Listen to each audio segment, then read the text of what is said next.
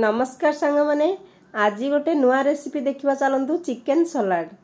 तो यहाँ मो झील बनई से केमिति बनई देखा फास्ट टाइम आज गोटे रेसिपी शेयर करुच्ची तार आईटा माने 2 स्पून ऑयल रे ही बनिबो।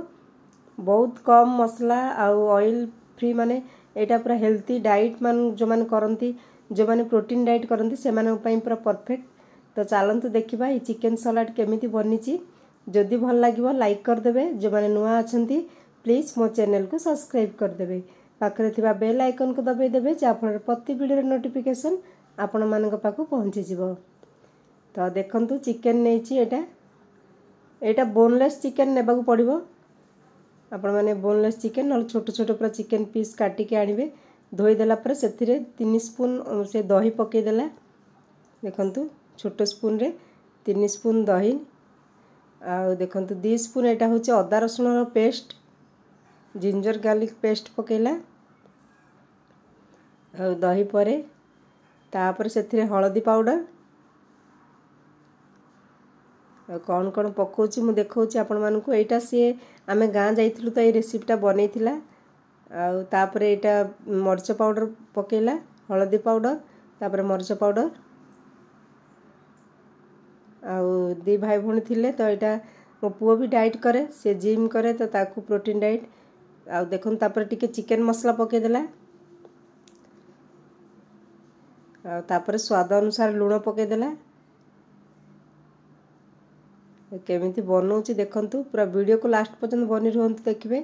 बहुत ही टेस्टी बनी थिला माने এই रेसिपीटा से बनी थिला तापर गां रो आसिला परे मध्ये बनै थिला।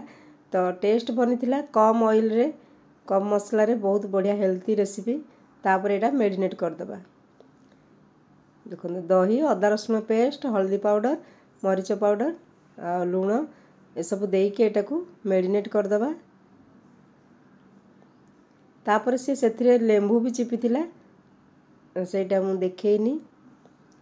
लेंबू मध्ये गोटे फाळ पूरा एथिरे चिपी की से मेरिनेट करथिला। आ देखंतु लंबा लंबा केमती कटा हेची सेटा देखौची। एटा पूरा बोनलेस चिकेन टा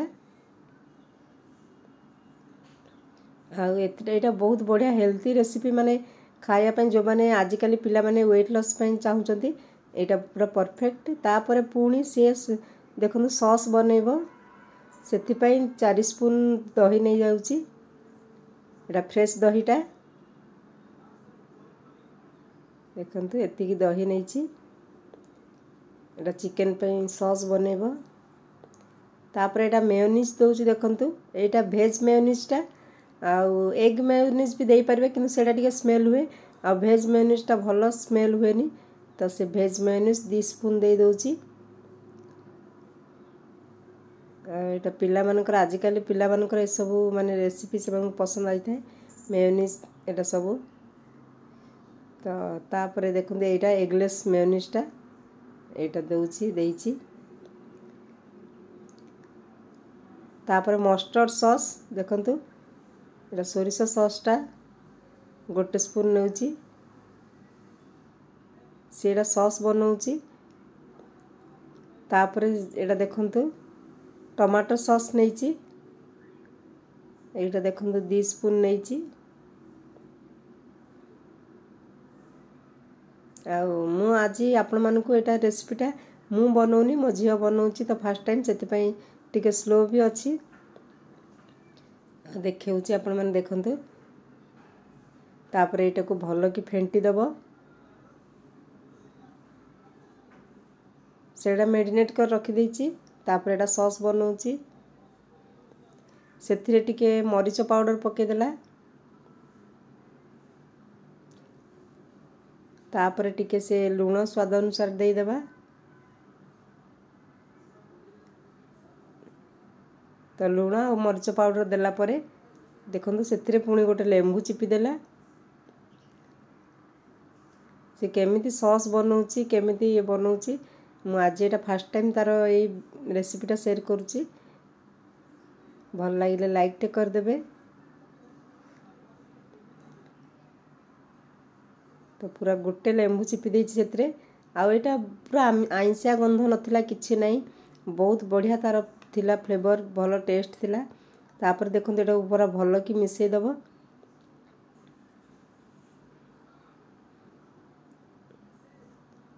सी स्पून रे मिसाऊँ तो मुझे मिसाइवाई कहली देखूँ यहाँ पूरा भल कि मिसेकी गोटे सॉसटे बनैला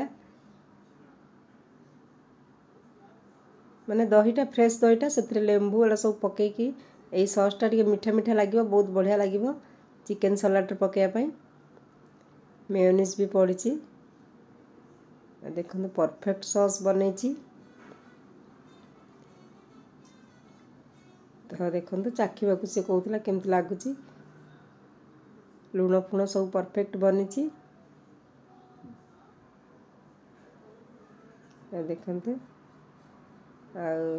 आपर एबे से कौन कर चलो देखा तापर देखो पान रे केवल 2 स्पून ऑयल नहीं आउ से गुड़िक सब पीस गुड़िक एमती पकई दूची एटा बेसी ऑयल दरकार नहीं 2 स्पून ऑयल रे ही बनीज आटा बहुत हेल्थी थाए पिला माने आजिकल पूरा माने डाइट करथांती से मन को ऑयल बेसी पसंद नहीं मो झील सब बेसी ऑयल मसला कर दौच तो आज सी यहाँ बनई बिना मसला ऑयल माने कम मसला कम ऑयल रे तो देखो यहाँ पूरा भाजी हो गलानी मैंने भाजब यहाँ को एपट सेपट करिकी फ्राए कर सीझीज से चिकेनटा मेरिनेट कर रखी आधा घंटा तो यहाँ बढ़िया कि पूरा तार स्मेल भी भल अच्छी जी धरब से अनुसार आपण मैंने पान रे रखिकी सेटा को भाजबे एपट सेपट करी आउ देखंतु पत्र कोबी पियाज आउ सेपटे देखंतु ये ओनियन तार ग्रीन ओनियन काटी रखी सॉस रे पकाइबा तापरे सेथिरे देखो भाजिकी रखीदेलानी गोटे भारी आउ गोटे भारी भाजुची आउटा सब पकेब से सॉस रे पकेदब पत्र कोबी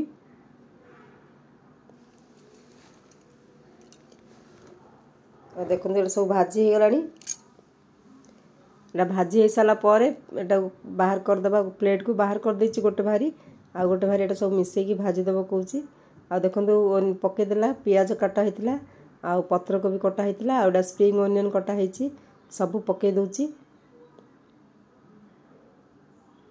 एटा भल कि मिसईदेव तो सेटा को भल कि मिसईदेला सॉस सहित आ गोटे मु टमाटरटे काटिदेवी सेटा भी पकेब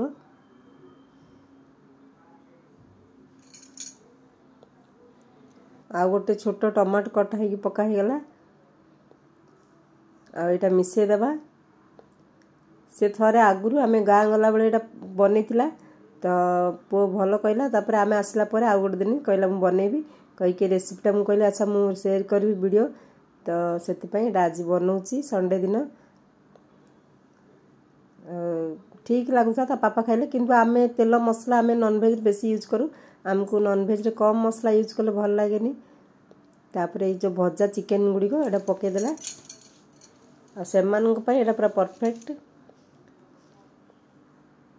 तापरे पकईकी एटा सबु जाक मिसईदेव गोलैदेव भल कि बनीगला चिकेन सलाड सांग माने केमिति लागला जदि आपण मानकु ए रेसिपीटा भल लागला लाइक करिवे जो माने नुआ अछंती प्लीज मो चैनल रे सब्सक्राइब कर देबे पाखरे थिबा बेल आइकन को दबाई देबे जा फल प्रति वीडियो नोटिफिकेशन आपण मानक पाखु पहुंची जिवो एटा से सॉसटा पुनी बाहर कर देथिला सेटा आउ टिके पके देला तापरे आमे एटा को भल कि गोळी देबा तो देखन से गिन्ना रे रखी दिला सॉसटा तो सेतिरा पूरा सॉसटा बाहर करी पके दोची तापरे एटा भल कि गोळी देबा देखो से पूरा गोले दीची एटा भल कि परफेक्ट बनीगला सॉस माने चिकेन सलाड बाढ़ी की नहीं कि ता पापा पे दब ए पापा टिके चाखिले तथापि आमको ए टाइप रे तो पसंद हेनी कि पिला मानक पई जो माने हेल्थी डाइट रे रोछन से मानक पई एटा परफेक्ट देखो बाढ़ी दउची सी सामना को आसे को बेसी पसंद करेनी वीडियो रे सेति मैं खाली रेसिपीटा देखौची